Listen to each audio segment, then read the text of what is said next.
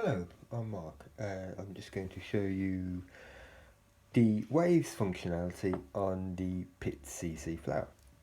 What it can do is, rather than just being a MIDI recorder and sequencer, it can also produce its own waves that are stored internally. So this is accessible by the bottom part of this menu. So at the moment we're in our editor, which is where you generally record your MIDI sequences from an external source or draw them yourself. But there is the option to use the wavetables that are built in. So at the moment here you can see that I've got a sine wave in there, and this will relate to what it outputs. So at the moment it's on CC1, so we send out to controller CC1 on MIDI 4. It will just be sending that data. So we can also set that to note values, or with mode note NT1 and NT2. So what I'm going to do here today, we have got a sequence that's already been put into the Volca sample. We've got partially a sequence already in the CC FLWR as well, that's going to be sending out MIDI notes. What I'm going to try and do here is on part number 4 on the Volca sample, I've put a percussion sound in there, so it sounds a bit like this, which is fine. But what I'm hoping to do is, using a wave, is to manipulate the pitch of that.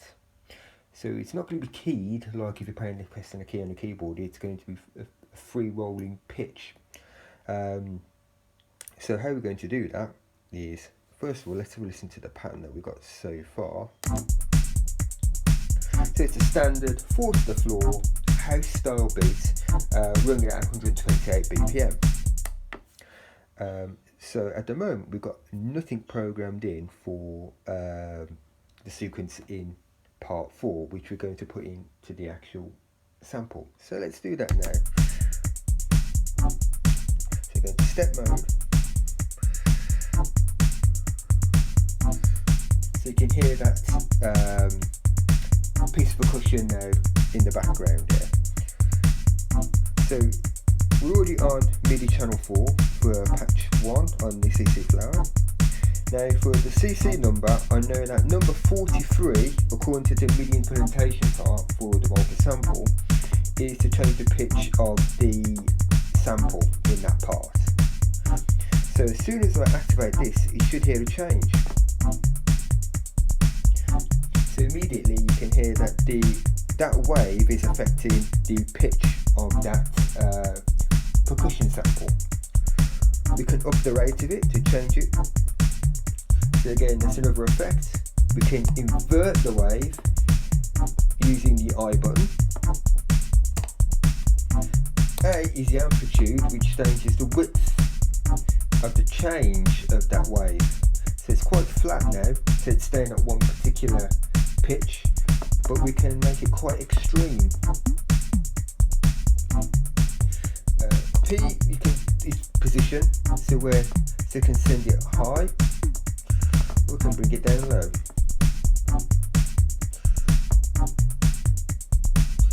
So the next part I'm going to do is I'm going to show you the different waves. So we're going to bring the rate up to 2. So at the moment we're on a sine wave. That's triangle. So sawtooth, which means it's ramping up. We can also invert that to get a reverse sawtooth, so it's going the other way. Send that back. And finally, we have the square wave. So it's quite binary, it's either up or down, depending on how you set your amplitude and your position. So I'm going to go back to wave, and there we go.